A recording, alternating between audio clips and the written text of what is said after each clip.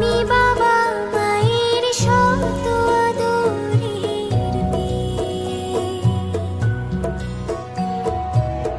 আমি বড় হই সকলের ভালোবাসা নিয়ে, আমার দু চোখে অনেক স্বপ্ন থাকে, আমি পড়ালেখা শিখতে চাই।